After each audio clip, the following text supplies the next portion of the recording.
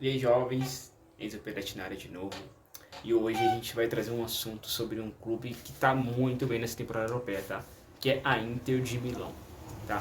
Inter de Milão que está em primeiro no campeonato italiano e está bem encaminhada para esse título, hein? Se vocês pararem para pensar, a Inter está com uma vantagem interessante já sobre a Juventus e também sobre o nosso grandíssimo Milan, tá? Mas antes de mais nada, dá aquele likezinho pra nós, pra dar aquela moral, se inscreva no canal também e comente, tá? Sobre o que vocês acham da Inter de Milão nessa temporada. Fechou? Se vocês pararem pra pensar um pouco, a Inter de Milão, ela foi campeã italiana há 3 temporadas atrás, né? Com o Antonio Conte, com o Lautaro e o Lukaku, né? Jogaram pra caramba essa dupla, né? Lautaro e Lukaku, LL, né? Jogaram muito bem. E a Inter foi campeã. Só que esse time da Inter, ele não se desmontou por inteiro, né? Nosso querido Conte saiu, Lukaku saiu e saíram outros jogadores. E a Inter foi atrás de Simone Inzaghi, que era técnico da Lazio. Simone Inzaghi fez ótimo trabalho na Lazio e ganhou a Copa Itália também. E ganhou a Supercopa da Itália. E isso chamou a atenção da Inter. E uma característica do Simone Inzaghi com o Conte é o sistema de 3-5-2, né? Ou 3-4-3, depende da formação. Mas a Inter é o padrão do 3-5-2, tá? E nisso mudou o técnico, mas a filosofia da sistema tático continuou mesmo. E esse sistema tático trouxe frutos para a Inter, continua e vai continuar dando frutos possivelmente, com um possível título italiano dessa temporada, que a Inter está muito bem encaminhada, tá? Um detalhe que eu quero falar sobre a Inter é que a Inter pega o Atlético de Madrid nas oitavas da Champions, tá? Eu, particularmente, acho o Atlético de Madrid um time melhor no papel, mas a Inter vem fazendo uma temporada melhor. Então, por esse motivo, eu acredito que seja um jogo bem parelho, né? E favorito é bem difícil apontar, né?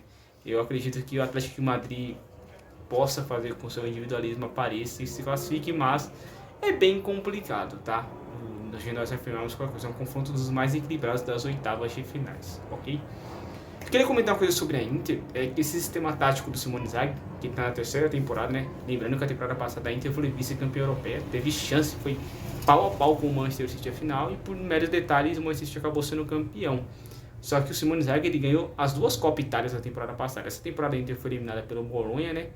Na Copa Itália, então não vai ter chance do tricampeonato. E também ganhou as duas Supercopas da Itália também.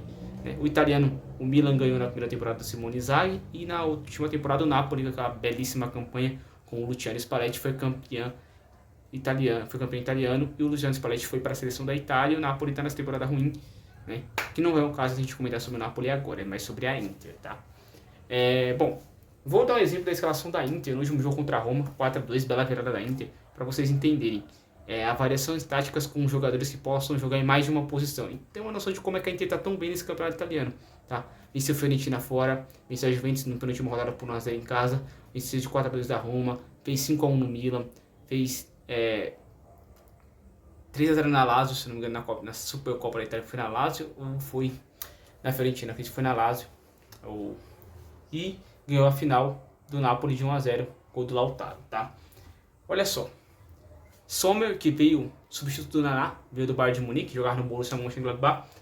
Darmian e Di Marco muito bom lateral esquerdo, muito bom mesmo. E o Darmian, que era do Manchester United, ninguém dava muito valor, ele joga tanto de terceiro zagueiro pela direita quanto de lateral. Quando ele joga de terceiro zagueiro, o Dumfries, que é ótimo lateral holandês também, que eu acho muito bom, avança. Então Di Marco e Dumfries nas laterais como alas são muito bons, fazem gols, dão assistência, são muito tops. Esses laterais eu recomendo para clubes ingleses que gostam de investir, por exemplo, Manchester City, Manchester United, eu contratar ambos, tá? Por mais que você tenha 25, 26 anos, são ótimos laterais. A zaga com o Pavard, que veio do Bayern de Munique, né? Jogando como zagueiro pela direita, não como lateral. O Pavard é lateral de origem, né? Digamos assim.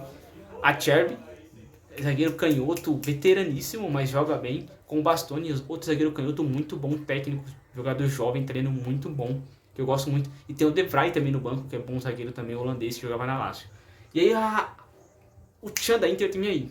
O Brozovic, ele saiu da Inter, né? Foi pro Al Nassr lá, junto com o Cristiano Ronaldo e todo mundo lá na Arábia Saudita. E aí a Inter fez uma trinca de meio campo muito bom, que é Mkhitaryan, Barella e Çalhanoğlu. Esses três, eles são muito técnicos. Digamos, são 3 meias, viraram 3 meio campistas, né? Tanto defendem quanto atacam. E isso faz a Inter diferente. A Inter tem alas muito bons e um trio de meio de campo perfeito. Eles estão em sincronia ao máximo. Então isso está fazendo com que a Inter seja um time de posse de bola e de contra-ataque. Ele recupera, arma pelas pontas e vai muito bem, obrigado. Esse é o diferencial. Essa linha de 3 ou de 5, quando está defendendo, está muito bem, obrigado. E esse meio de campo faz a bola rodar com muita facilidade. Tanto o Mkhitaryan, quanto o Çalhanoğlu, quanto o Barella. Ótimos meio-campistas. Mkhitaryan, né, a gente já viu, Borussia Dortmund, Manchester United, Arsenal, foi para Roma e voltou.